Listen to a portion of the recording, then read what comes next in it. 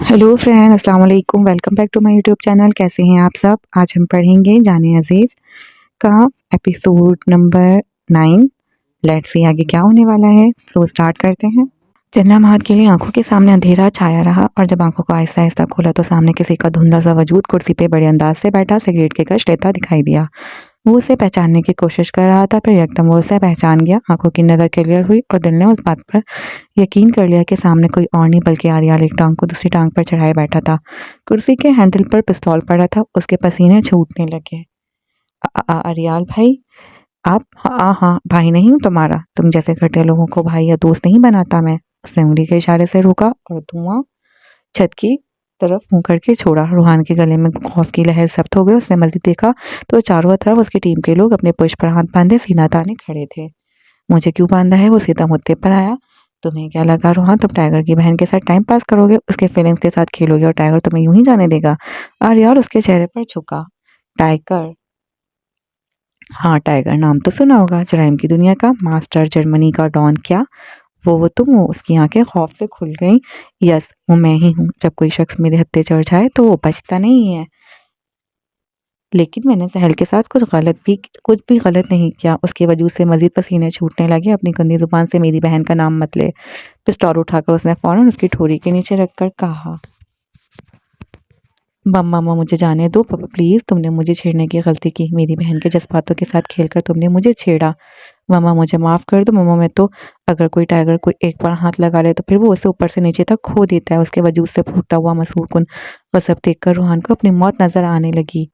और एक बात बताऊँ मैं तुम्हें, अगर तुमने सिर्फ मेरी बहन के जज्बातों के साथ खेला होता तो शायद मैं तुम्हें कोई छोटी-मोटी सज़ा देकर जाने देता। लेकिन तुमने मेरी बहन के अलावा और भी बहुत सी लड़कियों के जज्बातों के साथ खेला है। अब उसकी सज़ा तो तुम्हें मिलकर ही रहेगी। And trust me Ruhan, tiger के हाथों मरने से लोग डरते हैं, काँपने लग जाते हैं। पता है क्यों?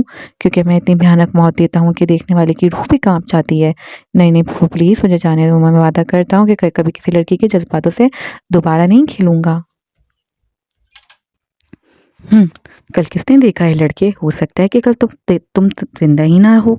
उसने एक और अलार्म दिया तो रूहान थरथराने लगा। गोली से तो मैं छोटे-मोटे मुजरिमों को मारता हूँ। तुम जैसे लड़कों को जो दूसरों की फीलिंग के साथ खिलवाड़ करके उन्हें तबाह व बर्बाद कर देते हैं, उन्हें तो मैं बहुत ही भयानक मौत देता हूँ रूहान। उसने धीरे से झुककर कान में सरगोशी की।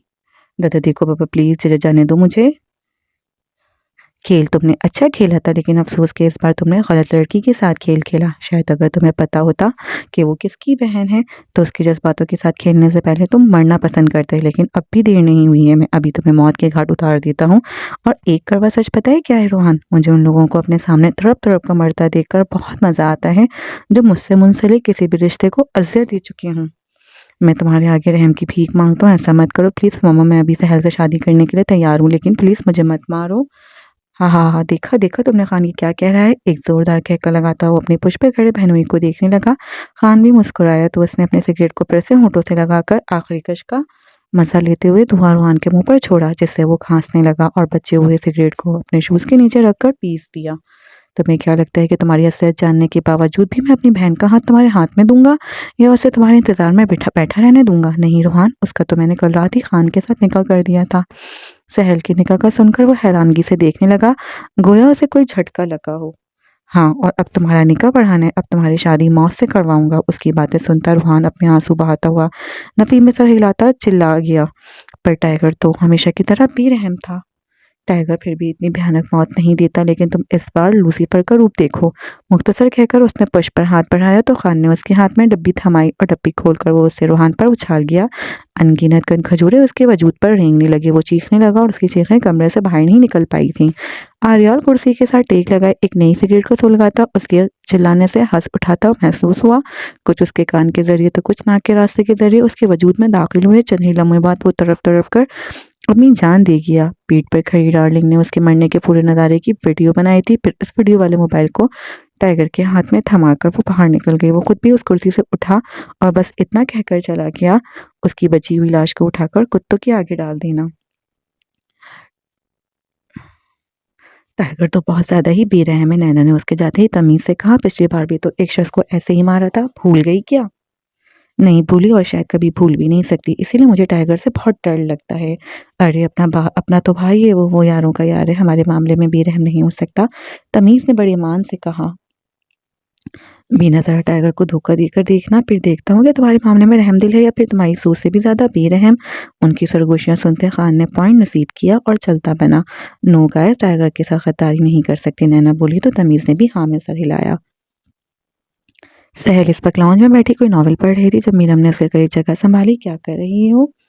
नॉवल पढ़ रही हूँ भाभी, क्वेश्चन अंदाज शाइस्ताना था। आज बड़े प्यार से भाभी कह रही हो, पिछले कुछ दिनों से तो सीधे से बात भी नहीं कर रही थी। उसने मुस्कुराकर कहा, हाँ क्योंकि कल काफ़ी साथ दिया है तुमने मेरा। वो तो बस मैंने तुम्हारे हक के लिए बोलना चाहा था क्योंकि तुम किसी और में इंटरेस्टेड थी। आई एम सॉरी मेरा मतलब है कि भाभी मैंने तुम्हें बहुत गलत समझा। नहीं कोई बात नहीं, वैसे मैं इंग्लिश नॉवल पढ़ रही थी। अच्छा दिखाओ तो कौन सा? उसने उसके हाथों से नॉवल लेकर जब कवर पेज पर निगाह डाली तो ये शेक्सपियर का नॉवल हैमलेट था। लग तो अच्छा रहा है लेकिन क्या स्टोरी है इसकी? हैमलेट एक शहजादा है और वो ओफिलिया से प्यार करता है, लेकिन उसकी माँ ने उसके बाप के मरने के कुछ दिन बाद ही उसके चचा से शादी कर ली। ओहो, ये तो बहुत बुरा किया उसकी माँ ने। मैंने ये नॉवल अपने गम को भुलाने के लिए पढ़ना शुरू किया, लेकिन उसे पढ़कर तो मैं उल्टा और उदास हो गई। वो मुंह लटका गई। क्यों, ऐसा क्या हुआ? उसने तेवरी चढ़ाई। उसकी मोहब्बत तो ओफिलिया मर गई भाभी। वो बेचारा पागलों की तरह रो रहा था। क्या मोहब्बत की हर कहानी का इख्तिताम ऐसा ही होता है? क्या हर बार दो प्यार करने वाले बिछड़ जाते हैं? शायद उसके मन में दूर कहीं हसन का तसव्वुर उमड़ा था। वो ठंडी आ बढ़ गई। मेरी मोहब्बत की कहानी तो तुम जान गई भाभी। तुम्हारी मोहब्बत की कहानी क्या थी? मैं और हसन एक दूसरे से बहुत ज़्यादा प्यार करते थे। हम दोनों ने एक दूसरे से शादी करना चाहते थे और उससे शादी करने से उसकी फैमिली से मिलने के लिए ही मैं यहाँ जर्मनी आई थी, पर उसने मुझे धोखा दे दिया। फिर मेरी शादी तुम्हारे भाई से हो गई। और तुमसे एक बात कहूँ, अगर तुम अपने भाई को ना बताओ तो मैं अब भी हसन से मोहब्बत करती हूँ। वो अक्सर मेरे ख्वाबों में आता है और सच कहूँ तो मुझे कभी-कभी लगता है कि जैसे मैं उसकी मोहब्बत को कभी भुला ही नहीं सकती। जिससे हम प्यार करते हैं वो अगर हमें धोखा भी दे दे तो फिर भी हमारे दिल से उसकी मोहब्बत नहीं निकलती। अच्छा, तो अब भी तुम्हारे दिल में उसकी मोहब्बत है? अचानक उन्हें पुश पर से आर्याल की गंभीर आवाज़ सुनाई दी तो दोनों ने बैक-वक्त दीदे फाड़ कर पीछे देखा। वो अपने सीने पर बाजू फैलाए गुस्से से घूर रहा था। मीरम को लगा ही था कि अब उसकी शामत आएगी। वो दिल ही दिल में खुद को कोसने लगी। भाई, वो सामने आकर खड़ा हुआ तो सहल ने भूलना चाहा। नहीं, तुम नहीं भूलोगी। और मीरम तुम ज़रा कमरे में आओ। उसे सख्ती से मना करता हुआ वो अपने कदम पटक कर कमरे में चला गया। मीरम ने रोनी सूरत बनाए अपनी नंद को देखा जो उसके बाजू पर हाथ रखकर उसे तसल्ली दे रही थी। पता नहीं ये हमेशा गलत टाइम पर एंट्री क्यों मारते हैं। मुझे तो लगता है कि अब मेरी काल उधेड़ देंगे। उसने धीरे से कहा तो सहल हंसी। नहीं भाभी, तुम्हें भाई कुछ नहीं कहेंगे, तुम्हें ही ऐसा लगता है, वरना वो मुझे भी नहीं छोड़ते। हाँ, हाँ, हाँ, अच्छा इतनी टेंशन मत लो, मुझे भी तो देखो, मेरा कल ही ब्रेकअप हुआ है और किसी अनचाहे इंसान के साथ निकाह भी हो गया, लेकिन मैं फिर भी हँस रही हूँ। तुम तुम तुम ब्रेव हो बट मुझ में इतना हौसला नहीं है तुम में भी हौसला? चलो अब जाओ वरना भाई गुस्सा करेंगे। उसने मीरम का रुख मुखालिफ सिमत में करके पीछे से धकेला। गुस्सा तो उन्होंने ऑलरेडी करना ही है, पहले कौन सा प्यार करना था? उसने फिर से गर्दन घुमाई। तो तुम कह देना कि प्यार करें मुझे, सहर ने आंख मारकर कहा तो वो गुस्से से दारती हुई कमरे का रुख कर गई। मीरम ने डरते डरते कमरे में कदम रखा और दरवाजे से गर्दन निकाल कर अंदर झांका। अरियाल अपनी जैकेट उतारकर बेड पर फेंकता हुआ अब ड्रेसिंग टेबल के सामने खड़ा अपनी घड़ी उतार रहा था। अपने हल्क में एक घूंट उतार वो अंदर आई। उसने गर्दन तिरछी करके अपने बाईं तरफ देखा तो वो अदब से हाथ बांधे सर झुकाए खड़ी थी। अरियाल ने तेजी से पाँव को उसकी तरफ तरकाया। प्लीज़ प्लीज़ प्लीज़ मुझे मत मारिएगा, ना ही मुझ पर गुस्सा करिएगा। मेरे मुंह से गलती से हसन का नाम निकल गया था, प्लीज़ मुझे माफ़ कर दें। मारिएगा मत। उसका कोई कार्रवाई करने से पहले ही वो अपने चेहरे पर हाथ फैलाकर सहमती हुई बोली तो वो उसका खौफजदा चेहरा देखता ही रह गया। फिर मज़ीद करीब होकर उसके सर को पोंछते अपने हाथ की मदद से अरीब अपनी तरफ करता उसे सीने से लगा गया। फिर उसके बालों में हाथ फेर कर नरमी से कहने लगा, बेवकूफ़ लड़की, इतना क्यों डरती हो मुझसे? मैं तुम्हें खा थोड़ी जाऊँगा और तुम्हें ऐसा क्यों लगा कि मैं तुम्हें मारूँगा? जब से हमारा निकाह हुआ है तब से लेकर अब तक क्या मैंने कभी तुम्हें मारा है? हाँ, 1-2 बार सख्ती से मुखातिब हुआ ज़रूर हूँ, तुम्हें डराया भी है, लेकिन मारा तो नहीं ना। फिर ऐसा क्यों कह रही हो? आपका क्या भरोसा कब मेरी मार लगा दें। जो इंसान मुझे जलाने का सोच सकता है, जो मेरे मुंह में पिस्तौल रख सकता है, उसके लिए मुझ पर हाथ उठाना कौन सा मुश्किल है। उसके वजूद से अलग होते ही वो अपनी पलकों को भिगोकर मुखातिब हुई। मीरम ट्रस्ट मी, मैं कभी भी तुम्हें तकलीफ नहीं देना चाहता। तुम बस ऐसी हरकतें करती हो कि मुझे बहुत ज़्यादा गुस्सा आ जाता है। कुछ ऐसी बातें हैं जो मैं बर्दाश्त नहीं कर सकता और तुम हमेशा वही बातें करती हो। कुछ ऐसी चीज़ें हैं जो मुझे बिल्कुल गवारा नहीं और तुम वही चीज़ें करके मेरा दिमाग घुमा देती हो। अच्छा तो आज आप बता दें कि आपको कौन सी बातें और कौन सी चीज़ें नहीं पसंद। मुझे तुम्हारे मुँह से किसी गैर मर्द का नाम पसंद नहीं है, फिर चाहे वो तुम्हारा एक्स ही क्यों ना हो। ना ही मैं चाहता हूँ कि तुम्हारे दिल में मेरे अलावा किसी और के लिए कोई फीलिंग हो। तुम्हारे ख़्यालों में भी किसी और का ना होना मुझे पसंद नहीं है मीरम। तुम मेरे किरदार पर उँगली उठाओ या मुझे एक घटिया इंसान कहो तो मुझे गवारा नहीं। तुम जब बदतमीज़ी से बात करती हो तो मुझे बहुत गुस्सा आता है मीरम। मेरे सामने कभी किसी की ऐसे बोलने की हिम्मत नहीं जैसे तुम बोलती हो, जो अचानक से तुम चिल्ला उठती हो तो ये बात मुझे सख्त नापसंद है। तुम्हारा लहजा हमेशा नर्म होना चाहिए और सबसे बढ़कर जब तुम मेरे अलावा किसी और चीज़ को अहमियत देती हो तो उस चीज़ से मुझे सख्त नफ़रत है। अच्छा अगर मैं सारे काम ना करूँ तो क्या आप मुझ पर दोबारा कभी गुस्सा तो नहीं करेंगे? उसने मासूमियत से पूछा। नहीं, ठीक है तो फिर आइंदा मैं ये सारे काम नहीं करूँगी, बल्कि ऐसा कुछ भी नहीं करूँगी जिससे आपको गुस्सा आए। कुटकर और ये जो तुम बात-बात पर मुझसे बहस करती हो ये भी मत किया करो। जब मैं किसी चीज़ से मना कर दूँ तो उसका मतलब इनकार ही होता है। मेरे फैसलों को बदलने की कोशिश मत किया करो मीरम। वो मुस्कुराकर शाइस्तगी से बोला। दोबारा नहीं होगा कुछ भी ऐसा। अच्छा है, वैसे ये नहीं पूछोगी कि मुझे क्या-क्या पसंद है? नहीं। क्यों? उसके माथे पर बल उमड़े। क्योंकि मैं सिर्फ़ आपके गुस्से से बचना चाहती हूँ, आपकी पसंद अपनाने का कोई शौक नहीं है मुझे। उसकी बेइतनाई पर वो फिर से तप उठा था। जब तुम हो मेरी तो फिर मेरी पसंद अपनाने में क्या हर्ज है? उसकी कमर में हाथ डालकर अपनी तरफ खींचते हुए आर्याल ने लहजे में तलख़ी लिए कहा तो वो अपनी गर्दन में थूक उतार गई। बोलो उसके एक बार फिर से गरजने पर वो पूरी तरह हिल गई। आप फिर से मुझ पर गुस्सा क्यों कर रहे हैं? आँखों से फट आँसू टपक पड़े। जैसे तुम जवाब देती हो उसके बाद क्या तुम मुझसे प्यार की तवक्को करोगी? मम्मा मैं तो पापा बस बस ऐसे ही क्या बस ऐसे ही? सच-सच बताओ मीरम जब मैं तुम्हारे करीब आता हूँ तो क्या तुम्हें गुस्सा आता है? मेरा करीब आना अच्छा नहीं लगता? नहीं मैं वो जो पूछा है उसका जवाब दो। आपने मुझसे ज़बरदस्ती शादी की है।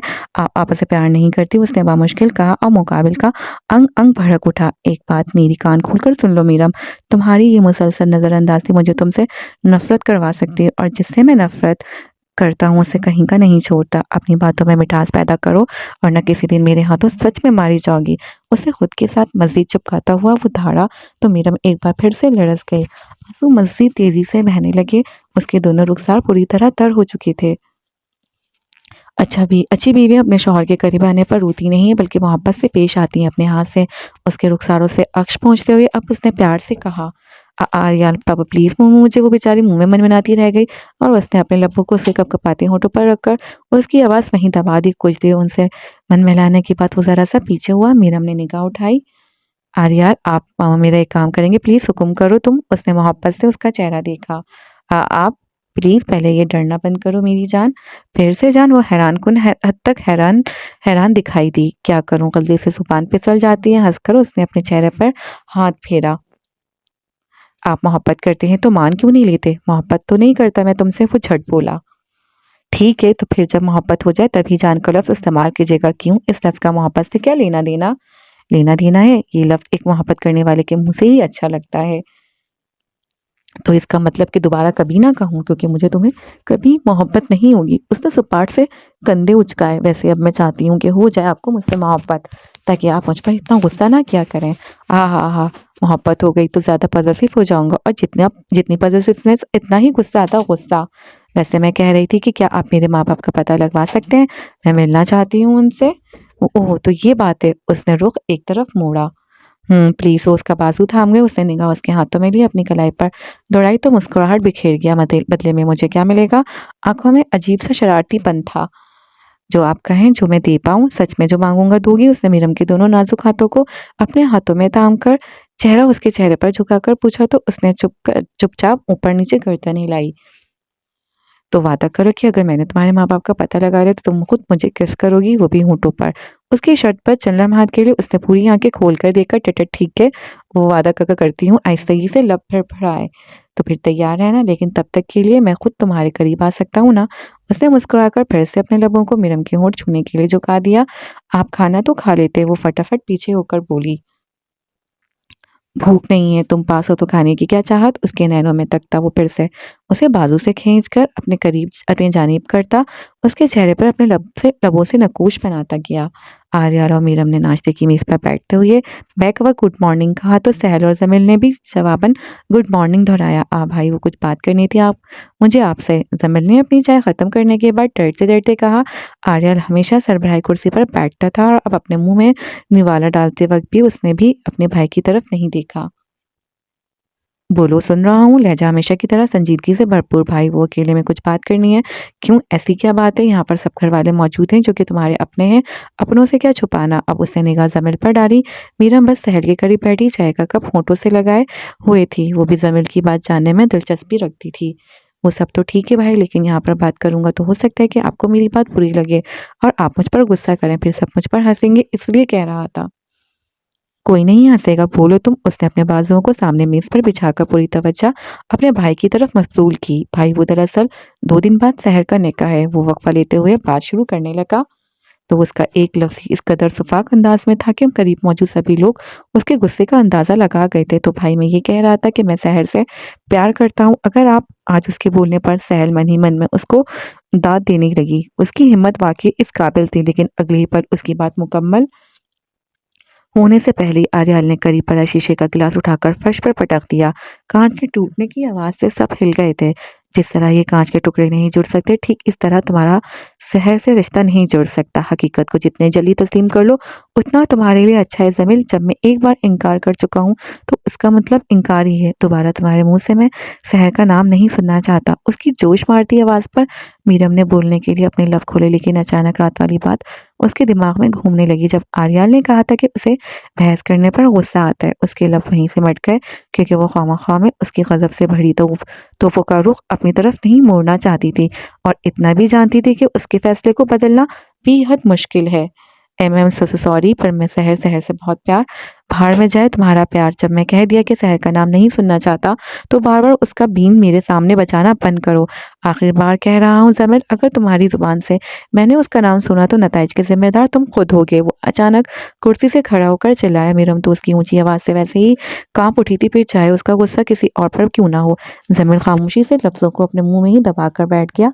सहल अपने छोटे भाई का मुंह देख रही थी, शायद टटोलने की कोशिश कर रही थी कि अब बोलने की हिम्मत बाकी है या नहीं। आर्याल अपनी सुनाई कुर्सी की टो पर लटकाई हुई अपनी जैकेट उठाकर उसे बाजू पर डालता हुआ घर से बाहर निकल गया। उसके जाने तक वो खामोश रहा, लेकिन जैसे ही उसे एहसास हुआ कि आर्याल जा चुका है, अपने सामने पड़े बर्तनों को हाथ मारकर नीचे फेंकता हुआ खुद कमरे में चला गया। मीरम ने हैरानगी से सहल की तरफ देखा तो उसने बस कंधे उचकाकर टोस्ट मुंह में डाला।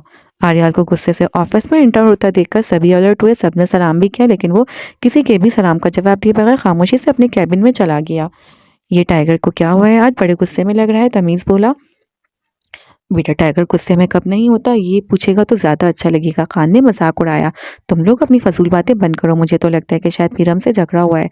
डार्लिंग फंकारी, उसका जख्म अब कदरे ठीक था। हाँ, और तुम्हारी सुई तो हमेशा मीरम पर ही जाकर अटक जाती है, खान ने दोबारा कहा तो वो गुस्से से अपनी नाक फुला गई। खान, तुम्हें नहीं लगता कि तुम्हें ज़रा अपने लिमिट में रहकर मुझसे बात करनी चाहिए? वो क्या है ना कि मुझे लोगों की शक्लें तोड़ने में बहुत मज़ा आता है। उसने करीब जाकर बड़े अंदाज से कहा तो वो भी अपनी पैंट की जेबों में हाथ धंसाता हुआ खुद उसके मुकाबिल हुआ। और तुम्हें नहीं लगता कि शक्लें तोड़ने में मैं भी बहुत माहिर हूँ? जितनी भी तेज हो जाओ खान, डार्लिंग का मुकाबला तुम्हारा बाप भी नहीं कर सकता। उसने आंखों में आंखें डालकर ललकारा। मेरे बाप तक जाने की हिम्मत कैसे हुई तुम्हारी? वो घूरी डालकर बोला। हाय गाइस, प्लीज लड़ना बंद करो यार। अगर टाइगर को पता चल गया तो एक थप्पड़ खान तुम्हारे मुंह पर मारेगा और दूसरा डार्लिंग के। नैना ने अलर्ट किया। खान को लग जाए तो कोई प्रॉब्लम नहीं, लेकिन डार्लिंग को थप्पड़ लगेगा तो मजा आ जाएगा कसम से। अच्छा है ना, टाइगर की मोहब्बत का सारा भूत उतर जाएगा। तमीज हंसी दबाकर गोया हुआ तो डार्लिंग ने अपनी तीखी निगाहों का रुख उसकी तरफ मोड़ा। मुझे टाइगर से थप्पड़ लगी या ना लगे, लेकिन अगर तुमने अपनी बत्ती सी और अपना मुंह बंद ना किया तो तुम्हारे हाथों से जरूर लगेगा। तुम खुद को समझती क्या हो? हाँ, वो कभी मुझे धमकाने की कोशिश करती हो, कभी तमीज को। खान तिलमिला उठा, जबकि तमीज बिल्कुल सीरियस होकर खड़ा हो गया। आखिर उसकी महबूबा से डांट पड़ी थी। जब से आर्यल का निकाह मीरम से हुआ तब से वो डार्लिंग पर क्रश रखता था। खान, अगर मैं तुम्हारे बाप तक पहुंच सकती हूँ तो याद रखना कि तुम्हारी औकात दिलाने में मुझे 1 मिनट भी नहीं लगेगा। डार्लिंग, तुम हद से बढ़ रही हो। उसने उंगली दिखाई तो वो उसकी उंगली को अपनी उंगली से पकड़कर नीचे कर गई। मुझे मेरी हद अच्छे से पता है, तुम मुझे ये उंगली दिखाकर धमकाने की कोशिश मत करना खान। ओ प्लीज यार, लड़ाई को बंद कर दो। नैना चीखी। मैं उंगली तो क्या, मैं तुम्हें थप्पड़ मारने की भी हिम्मत रखता हूँ। बताओ क्या कर लोगी तुम? वो अपने लफ्जों को पीसता हुआ करीब करीब होने लगा। उसने उसके सीने पर अपनी हथेलियां जमा और उसे जोर से पीछे धकेला। वो पीछे पड़े लैंप पर लगता हुआ बाप मुश्किल बचा। फिर खुद को संभालता हुआ अपने आसीन ऊपर चढ़ाया उसकी तरफ बढ़ने लगा। नैना और तमीज अपनी भवों को तन किए देखने लगे, मगर डार्लिंग लड़ाई के लिए पूरी तरह अलर्ट दिखाई दी। खान करीब हुआ तो उसने अपनी टांगे घुमा घुमा कर उसे मारना चाहा, लेकिन हर बार वो उनके नीचे से निकलकर बच जाता। खान अगर चाह खुद भी एक अच्छा फाइटर था, लेकिन डार्लिंग तो उसमें मास्टर थी। वो इंतहाई तेजी से उस पर वार कर रही थी, जबकि नैना समेत तमीज भी दूर खड़े हो गए कि कहीं डार्लिंग के उठते हाथ और टांगों का शिकार उसने खान के वो खुद ना बन जाए। कई बार अपने वार करने के बाद जब चेहरे पर अपना मुक्का रसीद करना चाहा, तो वो अपने एक हाथ से उसके मुक्के को तो आगे की गुजार कर खुद एक तरफ निकलता हुआ दूसरे हाथ से उसकी कहनी मरोड़ कर उसके पुश को अपने साथ लगा गया। उससे पहले कि वो उसे अपनी गिरफ्त में लिए कुछ कहता, उल्टा डार्लिंग ने अपनी उसी मुड़ी हुई कहनी के नीचे से निकलकर खान को संभलने का मौका न देते हुए उसकी गर्दन की पीछे तरफ हाथ रखकर उसे उसी के सहारे जमीन पर पटक दिया। शोर की आवाज सुनकर टाइगर बाहर आया तो खान को फर्श पर पड़े देख डार्लिंग को घूरा, जो अपने हाथों को मुट्ठी की सूरत में बनाए उसकी फिर से उठकर लड़ने की मुंतजिर थी। लेकिन अब टाइगर पर नजर पड़ते ही सीधी खड़ी होकर नजरें झुका गई। डार्लिंग और खान दोनों कैबिन में आओ मेरे, अपना हुक्म जारी करता वो अंदर गया तो उसने एक घुरी खान के शकिस्ता चेहरे पर डालकर कदमों को अंदर की तरफ मोड़ दिया। आर्याल अपनी रोलिंग कुर्सी पर बैठा सिगरेट के कश ले रहा था जब डार्लिंग अंदर आई। खान भी उसके पीछे ही नमूदार हुआ। वो दोनों सरापा खम किए हुए थे। मैं तुम दोनों से ये नहीं पूछूंगा कि लड़ाई कैसे हुई और शुरुआत किसने की। मेरे लिए ये अहम है कि मेरी टीम के लोग अब आपस में लड़ना शुरू हो गए। अभी वो बोल ही रहा था कि उसने डार्लिंग के लबों को महसूस किया जो कुछ कहने के लिए खुले थे। मेरी बात काटने की जरूरत मत करना डार्लिंग, उसने सख्ती से कहा तो वो अपने होठों को वापिस भींच गई। तुम दोनों से बस इतना कहना है कि अगर तुम लोग अपनी लड़ाई को ख़त्म नहीं कर सकते और दोबारा फिर से कभी लड़ने का इरादा है तो बेहतर है कि मेरी टीम छोड़ दो। मुझे अपनी टीम के लोगों को खुद मारना अच्छा नहीं लगता। मैं नहीं चाहता कि किसी दिन तुम दोनों फिर से आपस में कोई लड़ाई करो और दोनों में से कोई एक ख्वामख्वाह मेरे हाथों से मर जाए। अब मुझे अपना अपना इरादा बता दो। टाइगर, तुम जानते हो कि मेरा कभी किसी से फजूल बात पर झगड़ा नहीं होता। ये मेरे माँ बाप तक पहुँच रही थी और छोटी सी बात पर लड़ना शुरू हो गई। मुझसे बदतमीजी से बात करती है ये। खान आहिस्तगी से लफ पिरो गया। खान, अगर हमारे पाँव के नीचे कांटे हो तो जूता तब्दील किया जाता है या फिर रास्ता। उसके दो ही सॉल्यूशन है, या तो अपना मुंह बंद कर लो या फिर सामने वाले का कर दो। किसी की इतनी हिम्मत नहीं है कि वो डार्लिंग का मुंह बंद कर सके। अपने पुश पर हाथ बांधे वो झट बोली, तुम शायद भूल रही हो डार्लिंग कि तुम ये अल्फाज किसके सामने बोल रही हो। उसने घूर कर देखा तो वो फिर से अपनी नजरें झुका गई। अगर तुम्हें लगता है कि तुम कराटे में मास्टर और तुम्हें कोई नहीं हरा सकता तो तुम्हारी गलत फहमी है। बस कोशिश करना कि किसी दिन मेरे हाथ ना लग जाओ। आपकी बात नहीं कर रही थी मैं टाइगर, मेरी इतनी मजाल नहीं है। Good for you. और खान, तुम औरत की इज्जत करना सीखो। अब उसने अपना रुख खान की तरफ घुमाया। मैं औरत जात की बहुत इज्जत करता हूँ टाइगर, लेकिन तुमने इसकी बात नहीं सुनी। उसे लगता है कि ये अच्छी फाइटर है तो क्या किसी के साथ भी बदतमीजी से पेश आ सकती है। खान, तुम्हें शायद मालूम नहीं, इसलिए मैं तुम्हें बता देता हूँ। गुस्से की ये बात बहुत अजीब है कि हमेशा अपने से कमज़ोर बंदे पर आता है। इसलिए तुम्हें भी लगता है कि डार्लिंग तुमसे कमज़ोर है और तुम्हें उस पर गुस्सा आ गया। और सेम केस में डार्लिंग को भी यही लगता है कि तुम डार्लिंग से कमज़ोर हो। तो या तो खुद को सबसे बहादुर समझना छोड़ दो या फिर दूसरों की कमज़ोरी के साथ उस पर गुस्सा करना छोड़ दो। टाइगर ये हर बात पर मुझसे झगड़ा करता है। मैं मानती हूँ कि अब ये आपका बहनोई है, लेकिन उसे तमीज़ होनी चाहिए कि लड़की से किस तरह बात करनी है, डार्लिंग ने कहा। मिलते हैं अपनी अगली वीडियो में। जब तक अपना ख्याल रखिएगा। अल्लाह हाफ़िज़।